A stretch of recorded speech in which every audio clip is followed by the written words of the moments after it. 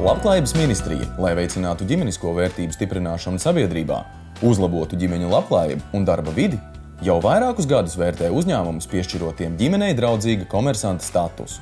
Šī statusa ietvaros uzņēmumam ir iespēja parādīt savu labo praksi ģimenēm nepieciešamo preču un pakalpojumu izpratnē. Ne tikai attiecībā uz uzņēmumu mikrovidi, bet arī sabiedrību kopumā. Katram jāsāk īstenībā ar sevi. Ja es esmu kā vadītājs, vai es daru visu, lai mani apkārtējie kolēģi un mani darbinieki justos šeit labi, šajā vidē, un spēt labi strādāt, lai arī darba devējiem būtu labi rezultāti, un arī darbinieks būtu šeit izpaudies radoši. Darbiniekam ir divas ģimenes. Viena ir darbs, un viena ir viņu ģimene īstā, kas ir mājās.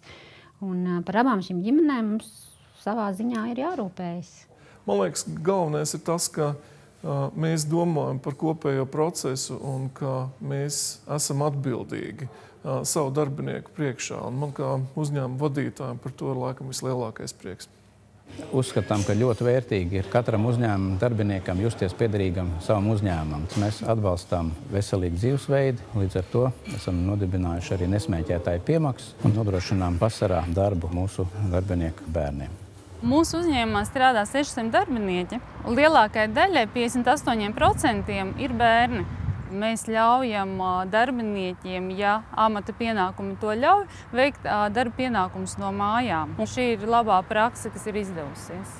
Svarīgi, lai darbiniekam darba vietā būtu tāda mikrovide, kur viņš jūtās novērtēts, kur viņam nav jāzogas slepus kaut kur uz aptieku vai slepus pie bērna uz eksāmenu vai koncertu muzikas skolā, bet viņš zina, ka viņam pienākās brīvas dienas vai brīvas stundas, un tāpēc arī vecākiem ir jājūtās novērtētiem, jājūtās drošiem, ka viņam būs iespējams iegūt laiku savu ģimenes vajadzību apmierināšanai. Pretendējot uz ģimenei draudzīga komersanta statusu, uzņēmumiem ir iespēja demonstrēt savu pieredzi un vērtības plašākai sabiedrībai, vienlaikus rādot piemēru arī citiem komersantiem. Lai iegūtu šo ģimenei draudzīga komersanta statusu, uzņēmumiem ir jāveic pašnovērtējums pēc ilgtspējas indeksa rādītājiem. Ģimenei draudzīgs uzņēmums savā uzņēmēja darbībā domā ilgtermiņā. Domā par saviem darbiniekiem, klientiem, strādā šeit Latvijā, Latvijas ģimeņu un kopumā Latvijas labā. Un es esmu gandarīts par tiem uzņēmumiem, kas ir iesaistījušies ģimenei draudzīgā komersanta noteikšanā, un es lepojos ar šiem uzņēmumiem, kas ir ģimenei draudzīgi.